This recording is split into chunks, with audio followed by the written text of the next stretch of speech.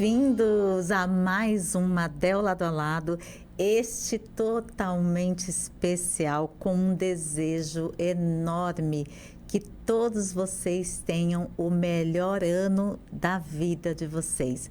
Que 2024 seja um ano de muitas realizações, prosperidade, saúde, união em família, tudo de melhor. E o nosso lado a lado hoje, totalmente especial. Nós vamos falar de um tema que é muito importante. Como será que anda as clínicas de saúde? Como elas têm pensado neste pós-pandemia? Então eu trago hoje uma profissional que vocês vão conhecer junto comigo, que é a Má. Ela vai contar tudo. Por que será que ela decidiu ser arquiteta? Aonde fica o escritório dela? Vem comigo, gente. Seja bem-vinda, Má. Obrigada, Gi. Obrigada pelo convite. Nossa, é um prazer estar aqui. Já vi arquitetos que eu admiro com nome assim no mercado, até arquitetos que eu já trabalhei juntos e para mim é uma honra estar aqui participando do programa com você. Que alegria, eu fico super feliz, ainda mais deste tema que daqui a pouquinho a gente vai contar, que assim vai ajudar muita gente que está em casa. Mas, Má, eu estou aqui para representar quem está em casa, eu sou curiosa e eu queria que você contasse por que você decidiu ser arquiteta. Bom, eu decidi ser arquiteta porque eu gostava muito de decoração, na verdade. Então, na época do ensino médio, era algo que eu gostava muito de pesquisar. E aí, na hora de escolher a profissão, fiquei entre arquitetura, designer de interiores. É aquele momento que a influência dos pais conta muito também. Meus pais não são arquitetos, mas achavam interessante, né, a profissão. E acabei embarcando. No primeiro ano, algo muito novo, muito diferente, mas eu realmente me apaixonei. Que maravilha, como é bom escutar vocês falando assim do porquê escolheu a profissão. E me diga, o que te inspira no dia a dia? Hoje, no dia a dia, o que mais me inspira é perceber quando eu estou em algum lugar o quanto isso impacta na minha saúde, né? E o quanto também impacta na saúde das pessoas. Eu gosto de estar em algum lugar e ver como as pessoas estão se sentindo naquele lugar. Que maravilha, então você fica atenta. Isso, fico atenta. Mas o que você espera e o que você deseja neste ano de 2024? Bom, nesse ano de 2024, eu espero, eu desejo que as pessoas elas se cuidem cada vez mais, aproveitando esse tema, né, de saúde, relacionado ao que a gente vai falar também, que elas se cuidem, que a gente fale menos de doenças e mais de saúde, que a gente possa se cuidar cada vez mais. Que maravilha, desejo isso para todo mundo também, porque com saúde o resto vem, né, Má? Com certeza. Mai, conta pra gente, hoje a arquitetura tem várias formas, vários meios, várias especializações. Como que você decidiu, eu vou para a área hospitalar? Bom, foi uma virada de chave muito grande na minha carreira. Eu tive a oportunidade de trabalhar com a arquiteta Brunete Fracaroli. Aprendi muito, né, totalmente focado para interiores. E quando eu saí, eu tive o convite de uma colega de faculdade que trabalhava com projetos para hospital. E na hora eu fui pela curiosidade. No começo foi um desafio enorme, afinal eu estava saindo de grandes residências, né, de coisas muito luxuosas. E o hospital que eu fui trabalhar era um hospital filantrópico, 60% SUS, então foi uma virada de chave muito grande. Então acabei me especializando porque a partir do momento que eu pisei naquele ambiente, eu tive para mim o que eu posso fazer para transformar a vida dessas pessoas, por que cuidar da doença, né, tem que ser algo num lugar tão difícil. Era um hospital oncológico, é ainda, né? Então as pessoas elas têm para elas que elas precisam parar a vida para cuidar da doença e não era essa a nossa missão ali, né? Era mostrar que a vida continua, o ambiente está ali para te mostrar que você pode sim ter um aconchego da sua casa ou algo muito próximo disso. E foi a partir disso e de relacionamento com os profissionais de saúde, de ver a empolgação deles em cuidar da vida das pessoas, eu acabei me especializando para conseguir projetar projetar cada vez melhor. Perfeita. Uma palavra que te resume é empatia. Sim, com Empatia, certeza. né? Olhar o outro, como que o outro está naquele espaço e principalmente no momento de dor. Parabéns. Obrigada. Nós vamos mostrar muita coisa aqui hoje. Eu queria que você contasse, Má, como que você define o estudo da emoção? Impacta realmente o ambiente na vida da pessoa? Impacta. É, é só a gente pensar assim, quando eu te pergunto, Gi, alguma lembrança boa que você tem, né? Alguma memória afetiva na sua infância, você sempre está em algum lugar, Sim. né? Um cheiro você vai lembrar do cheiro daquele espaço, da cor daquele espaço, às vezes o som daquele espaço.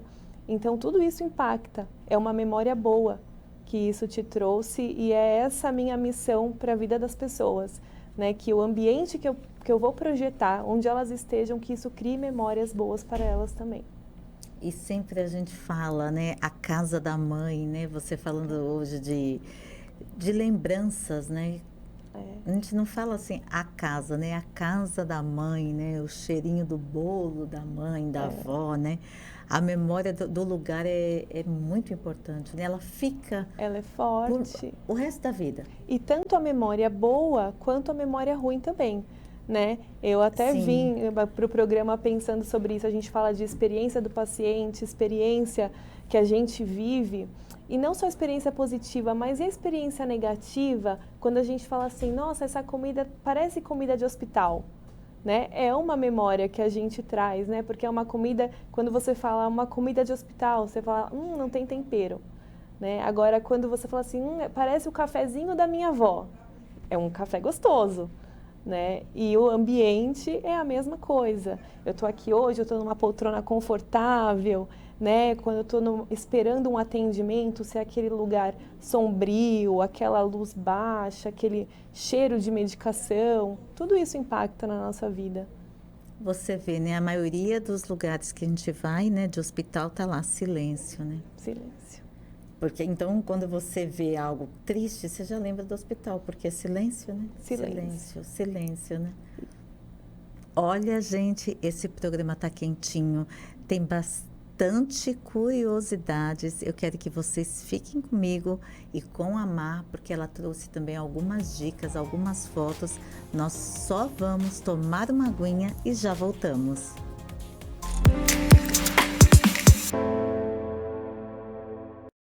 Uma boa composição de quadros pode fazer toda a diferença na sua decoração. Por isso, separamos algumas dicas práticas de como compor quadros. 1. Defina a paleta de cores ou tema. Você pode escolher entre cores leves ou vibrantes, além de temas específicos que refletem o seu gosto e sua personalidade. 2. Escolha um tipo de composição. Com essas opções, fica muito mais fácil você escolher e visualizar como os quadros podem ficar no ambiente. Aproveite e tire um print da tela para você consultar sempre que quiser. 3. Coloque na parede ou na prateleira. As duas opções darão destaque e criatividade ao ambiente. 4. Ajuste a proporção. Para uma composição harmônica, os quadros devem ocupar apenas 2/3 da largura do móvel. 5. Ajuste a altura. Para visualizar de forma confortável, coloque os quadros a 1,5 m do chão. Gostou das dicas? Deixe seu like, conta pra gente o que achou e compartilhe com alguém. Chegou a hora de construir e você ainda não sabe por onde começar? Que tal dicas sobre o que você não deve fazer? Anote tudo e mãos à obra. Falta de planejamento.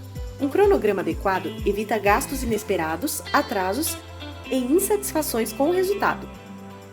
Não ter um projeto. Com um projeto de construção, sua obra não corre o risco de um resultado inesperado. É possível evitar erros e minimizar possíveis imprevistos no decorrer da obra. Escolha errada dos materiais. Isso pode causar atrasos, problemas funcionais, estéticos e muita dor de cabeça. Escolha fazer sua obra com profissionais especializados na compra de materiais que ofereçam o maior custo-benefício. Tentar construir sozinho. Caso você não seja da área de construção, Deixe o seu sonho nas mãos de profissionais qualificados que sabem técnicas que serão importantes para o resultado final. Não se envolver na obra. Apesar dos profissionais cuidarem de tudo, participe da obra acompanhando e expondo a sua opinião.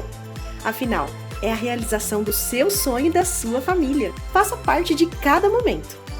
Gostou das dicas? Deixe seu like. Conta pra gente o que achou e compartilhe com alguém.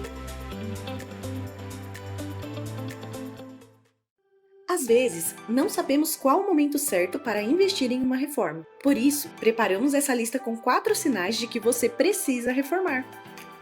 Caso se encaixe em algum deles, mãos à obra. Reparos. Atenção para os problemas de estrutura como infiltração, falha de instalação ou pintura descascando. Com os reparos necessários, sua família fica mais segura. Acabamentos.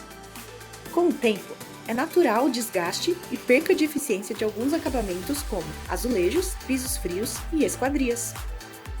Precisar trocá-los é um outro sinal de reforma. Decoração e arquitetura. Enjoar daquele estilo de decoração ou ter uma arquitetura ultrapassada pode ser um outro indício de que está na hora de repaginar a sua casa. Estilo de vida. Mudanças importantes na sua vida também refletem na sua casa. O nascimento de filhos, por exemplo, é um sinal de que a sua casa precisa se adaptar. Gostou das dicas? Deixe seu like, conta pra gente o que achou e compartilhe com alguém.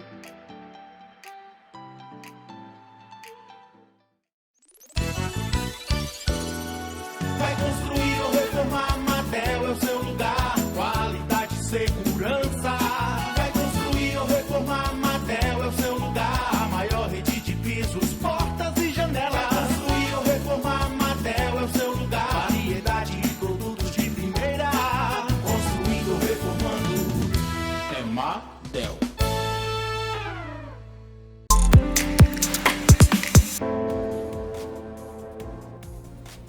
Estamos de volta nesse programa mais que especial hoje, que vocês tenham aí um 2024 maravilhoso.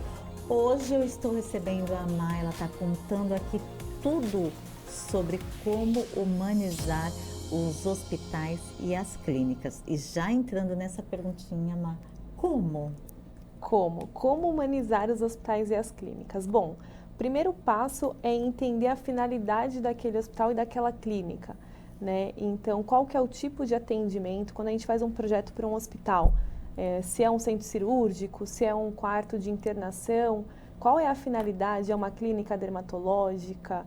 É uma clínica de psicologia? Qual é o tipo de paciente?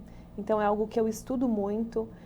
O percurso que ele passa, então quando eu vou chegar a um hospital, eu vou primeiro para a recepção, depois eu vou ficar numa área de espera para depois ser atendido, né? Eu vou ficar internado, aquele paciente fica por quanto tempo no quarto que eu vou projetar? A mesma coisa na clínica, né? Qual é o tempo de atendimento, qual é o tempo de espera que o seu paciente aguarda a sua consulta? Né? Qual que é a experiência que ele vai viver ali? E o que você quer passar? Qual que é o seu compromisso com ele? Né? Você quer passar credibilidade? Dependendo da sua especialidade, você quer que o seu paciente fique mais confortável, porque pode ser, às vezes, alguma doença difícil de falar, né? Então, o que você quer propor? Então, acho que o grande desafio é a experiência que você quer passar para ele, o seu profissionalismo e, o mais importante e o mais difícil de falar, o orçamento. Né? Porque a gente precisa falar sobre isso. A transformação dos ambientes, ela é necessária, acho que é um desejo de todos. Hoje as pessoas pagam para ser atendidas de uma forma melhor, né? Você escolhe, se eu vou fazer uma cirurgia, vou ficar internado. Isso conta, como não? Né? Como escolher um hotel, a mesma coisa a clínica. Então o orçamento ele precisa caber no bolso e ainda as pessoas têm uma ideia de que para transformar a sua clínica elas vão gastar muito. Então eu como arquiteta eu busco entender isso com o meu cliente para conseguir projetar o melhor espaço para os pacientes deles. Muito bom, fiquei curiosa para ver os projetos. Cezinha, coloca a primeira foto para nós. Gi, esse projeto foi um ambulatório SUS. Ele fica na Vila Mariana, é um ambulatório em que tem consultas e tratamento de quimioterapia. né? E então, era um prédio comercial, a gente não tinha muito dinheiro para fazer essa obra. E aqui, inclusive, como a gente trouxe a humanização? Através das cores, né? Então, a gente, como eu falei, a gente não tinha muito orçamento para gastar. Como era um prédio comercial e ia virar uma área mais hospitalar, então a gente gastou muito com infraestrutura, gases, revestimentos que eram necessários, que a norma, né, exige, e a gente tinha pouco para a parte de ambientação. Então, aqui a gente brincou bastante com a parte das cores nesse vão central do prédio, desse ambulatório.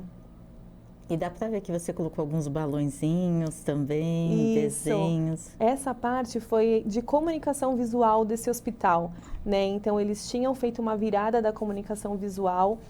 Esse hospital, eles têm várias unidades aqui em São Paulo. E então, a gente trouxe da comunicação visual do próprio hospital parte para essa parte decorativa, humanização, para descontrair, né? Não dá para a gente ver muito bem nas imagens, mas tem frases, eram frases positivas, né? E isso era bem bacana, porque elas ficam bem onde os pacientes circulavam. Então, conforme eles andam de um andar para o outro, pegam um exame e vão para a consulta, então eles se deparavam com uma arte, uma mensagem positiva. Então, quem está nos assistindo, Má, pode usar de pequenas coisinhas que já vai dar assim, uma diferença total no ambiente. Total, total. Aqui, outro que a gente também usou bastante da cor, o que a gente está vendo aqui é uma UTI. Olha! É uma UTI de transplante, então são pacientes transplantados, né? Pacientes de transplante de medula óssea. E esses pacientes, quando a gente está numa maca, a gente está sempre olhando para cima. Então, nesse projeto, a nossa preocupação foi iluminação e cor. Então, esse paciente é um paciente que está muito debilitado. Então, como que ele poderia não ficar vendo aquela iluminação retangular direto no olho dele quando ele está vendo aquilo, né? Não parecer que ele está no hospital, porque esse paciente, muitos chegam a ficar meses dentro de um quarto. Né? Ele pode ficar ali de 30 dias, 40, enfim. Então, é uma situação muito difícil. Aqui também era um hospital que a gente não tinha muita verba, então vocês vão ver que é um projeto simples e a gente acabou usando na cor do teto e também na parte de iluminação.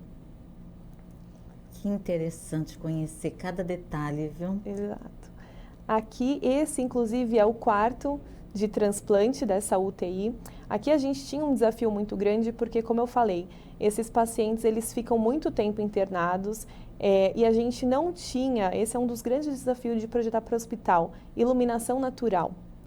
Né? A gente tinha um desafio aqui de ter 10 quartos e, se eu não me engano, era uma área super pequena, então foi quase um milagre. Então ficou quase uma caixa de fósforo, né? A gente fez o máximo para humanizar esse ambiente através de um espaço tão pequenininho. E como a gente fez isso aqui?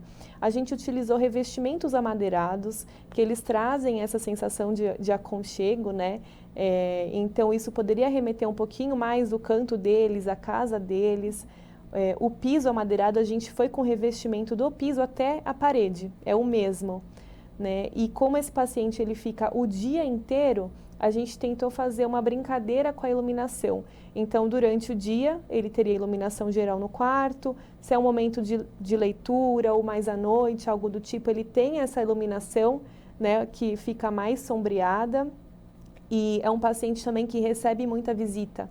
E aí a gente pensa não só no paciente, como nesse acompanhante, porque isso é a experiência, né? Então, tem essa poltrona que é do paciente, mas nesse caso, muitas vezes é utilizado pelo acompanhante. Ali a gente até colocou as luminárias em cima, pensando que o familiar, enfim, ele pode estar ali dormindo na cama e esse acompanhante, a vida continua, né? Ele está lendo um livro, ele está trabalhando. Então, dessa forma que a gente propôs essa humanização. Aqui nessa foto a gente já vê uma outra proposta, é o mesmo ambiente, só que agora ele já é um pouquinho mais aceso, dependendo das atividades. Quando chega um médico na sala, né, fazer algum procedimento, avaliar o paciente. Nossa, que encanto! Dá para perceber nos seus olhos, você aqui conversando comigo e mostrando cada detalhe que foi pensado para que a pessoa se sentisse em casa. Que incrível. Sim, aqui isso assim me encanta, essa troca que eu tenho com os profissionais, com os médicos, equipe de fisioterapia, equipe de hotelaria, sempre ajudou muito na especificação dos materiais, porque afinal eles que fazem a higienização de tudo isso, equipe de manutenção, né, isso é muito importante, muitos não olham, porque não adianta a gente projetar algo maravilhoso se a gente não tem uma manutenção fácil disso, né? O hospital ele não pode parar. Então, eu gosto dessa integração, eu gosto de ver como já é hoje, como os pacientes estão acostumados para conseguir propor um ambiente legal para eles. Que maravilha, viu? Amei. Essa aqui é uma vista, a gente estava olhando para a cabeceira da cama, agora é olhando de frente. Né? Então dá para ver como o quarto ele é pequenininho. Daquela outra vista o piso ele era madeirado, mas aqui vocês podem ver que a gente fez essa brincadeira com o piso, né? Como o setor a gente estava usando a paleta não, né? A cor amarela, então a gente tem essa faixa na porta para identificar as portas do corredor de entrada. A gente tem uma faixa amarela no piso também e o piso já no cinza, fazendo essa brincadeira. Aí tem a televisão para o paciente, para o acompanhante, o sofá-cama para o acompanhante também, porque isso a gente enxergou o quanto influencia na recuperação do paciente, ter um familiar ali perto. E, infelizmente, hoje em muitas UTIs, você só tem aquela cama do paciente, aquelas divisórias, né, com as cortinas. Então, ter um espaço para o acompanhante era muito importante. Aqui é a área de entrada dessa UTI, né? Então, de novo, a questão do teto sem a iluminação direto no rosto do paciente. A gente colocou uma imagem de natureza. Trabalhar com imagem é uma coisa muito delicada nos hospitais também, né? Porque imagina se você coloca uma imagem de um céu. A gente fez uma pesquisa na época, o azul é um tom que é aconchegante, mas muitos pacientes relataram que achavam que estavam indo então para o céu. Olha. Né? Então a gente tem que tomar muito cuidado, porque para nós que estamos do outro lado pode parecer uma imagem linda. Então por que não a natureza, o amarelo, que são tons mais acolhedores? E tudo isso, o investimento não foi alto. Né? Assim, foram detalhes que a gente aproveitou para conseguir realmente transformar esse ambiente. Então essa é a vista do paciente quando ele está entrando na UTI. Nossa, jamais eu ia falar para você que era uma UTI aí. Pois é. Essa UTI antes, ela era aquelas divisórias com cortina mesmo, então foi muito bacana desenvolver esse projeto. Esse que a gente está vendo agora é um box de quimioterapia, de aplicação de quimioterapia. Então também o hospital, ele era 60% SUS, ele só tinha as poltronas, as divisórias por cortina e o paciente ficava ali recebendo quimioterápico. Às vezes ele tinha um acompanhante do lado, num banquinho desconfortável. Então essa quimioterapia ela pode levar às vezes de 30 minutos a 1 hora, né? Isso varia muito. E aqui está o conceito que eu comentei no começo do programa, a vida continua. Né? Então tem paciente que tem que fazer quimioterapia todo dia. Imagina todo dia você entrar num hospital, então que pelo menos você tenha o seu cantinho, uma poltrona aconchegante, se você precisar levar um familiar, alguém, porque é um tratamento, né, invasivo, você tem essa possibilidade, você pode levar seu notebook para continuar trabalhando, Sim. Né?